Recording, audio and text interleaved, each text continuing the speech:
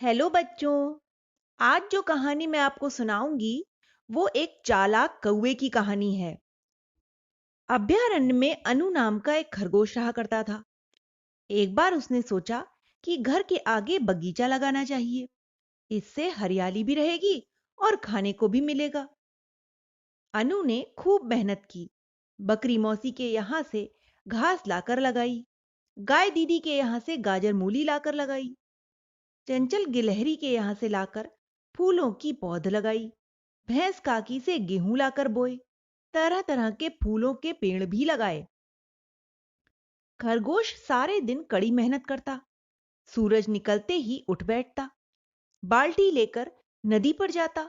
वहां से पानी लाता और पौधों में लगाता। दोपहर में उनकी निराई करता।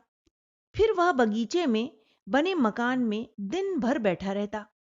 चिड़ियों और चूहों से वह अपने बगीचे की रक्षा करता।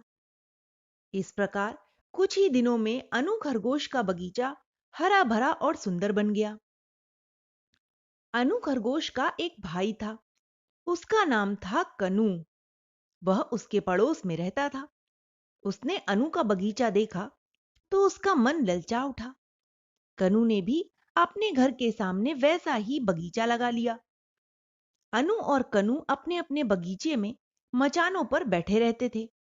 वे एक दूसरे से बिल्कुल बोलते नहीं थे। दोनों में लड़ाई थी। उन्होंने अपने बगीचे के बीच में मिट्टी की एक ऊंची सी दीवार बना ली थी। एक दिन की बात है। अनु अपने बगीचे में पानी लगा रहा था। कनु फल तोड़ तोड़ कर टोकरी में रख रहा था। एक कौवा उड़ते उड़ते आया और दीवार पर आकर बैठ गया। कनु की फलों से भरी टोकरी देखते ही उसके मुंह में पानी भर आया। कौवे ने सोचा कि कोई ऐसा उपाय करना चाहिए जिससे उसे कुछ भी खाने को मिल सके। सहसा कनु का ध्यान कौवे की ओर गया। कांव कांव कांव कांव करके कौवे ने उससे नमस्ते की। नमस्ते भाई, कनु ने कहा। फिर पूछा, तुम हमारे देश के तो लगते नहीं हो, कहीं बाहर से आए हो भैया? हाँ, मैं तुम्हारे पड़ोसी देश से आया हूं। वहां के राजा का न्यायाधीश हूं, कौवे ने कहा। तुमसे मिलकर खुशी हुई। मैं तुम्हारा स्वागत करता हूँ। कनु दांत निकालते हुए बोला।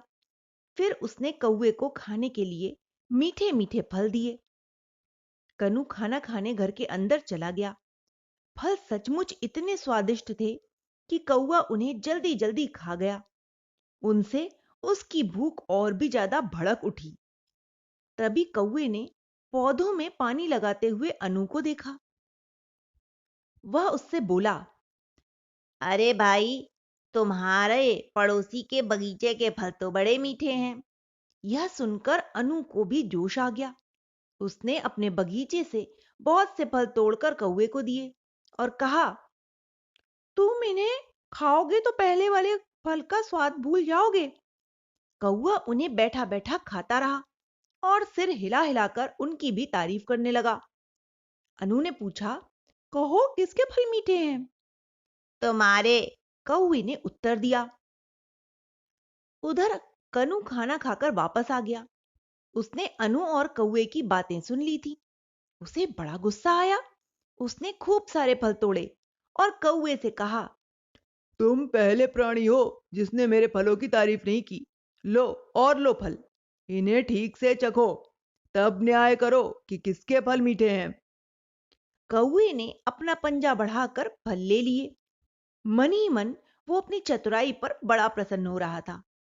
कनु के फल खाते हुए उसने पहले की ही भांति सिर हिला हिलाकर उनकी भी तारीफ की। इधर अब अनु को भी जोश आ गया। वह नहीं सह सकता था कि कोई उसके फलों की उपेक्षा करे। कनु के फल मीठे बताए। उसने बहुत से फल तोड़े और कौवे को फिर दे दिए, जिससे वह ठीक ठीक न्याय कर सके। अब तो यही क्रम चलता रहा।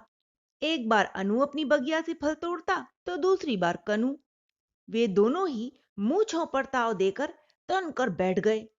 दोनों इस प्रतीक्षा में थे कि जल्दी से उनके फलों को श्रेष्ठ बताया जाए। उनके आसपास उनकी पत्नियां और बच्चे भी घिराए थे। सभी आतुरता से निर्णय की प्रतीक्षा में लगे थे। तभी कौवे को एक उपाय सूझा। वह बोला, भाइयों, मैंने पता लगा लिया है कि किसके फल अच्छे हैं, पर यह भी देखना है कि किसके फल कितने दिनों तक ताजे रहते हैं। तभी मैं निर्णय दे पाऊंगा। मुझे क्षमा करना, अभी तो मुझे न्याय करने के लिए दूसरी जगह जाना है। यह कौन सी बड़ी बात है? अनु बोला। ऐसा करते हैं, हम दोनों अपने अपने फल तोड़कर तुम्हें देते हैं, तुम लौट कर हमें बता देना। अनु और कनु प्रशंसा के भूखे थे। दोनों ने थोड़े थोड़े फल टोकरी में रखे और कौवे को पकड़ा दिए। कौवे ने एक पंजे में कनु की टोकरी पकड़ी और दूसरे में अनु की। दोनों को नमस्ते की। 2-4 दिन के बाद आने की बात कही और उड़ चला। कौवा मन ही मन बड़ा प्रसन्न हो रहा था। सचमुच आज उसने अपना इतना खाना खाया कि उससे उड़ा भी नहीं जा रहा था। फिर दोनों पंजों में टोकरियों का बोझ सो अलग। 1-2 बार उसने सोचा कि इन टोकरियों को रास्ते में ही रख दे, पर लालच के कारण वह ऐसा कर न सका। तभी चलते चलते कौवा अचानक एक पहाड़ी से जा टकराया। बोझ के कारण वह संभल न सका, लड़खड़ाकर नीचे बहती हुई नदी में जा गिरा। अनु और कनु इधर 8-10 दिन तक कौवे का इंतजार करते रहे। आखिर कनु से रहा न गया। एक दिन वह बोली पड़ा, चलो ऐसा करते हैं, हम दोनों एक दूसरे के फल खाते हैं, फिर ईमानदारी से बताएं कि किसके फल अधिक मीठे हैं। अनु को भी यह बात जच गई। दोनों अपने अपने फल तोड़कर लाए, पर यह क्या, खाते ही वे आश्चर्यचकित रह गए। दोनों के फल एक ही जैसे थे। अब वे कौवे की चालाकी को समझ गए थे। देखो, झगड़ा करने से दूसरे लोग ठग लेते हैं।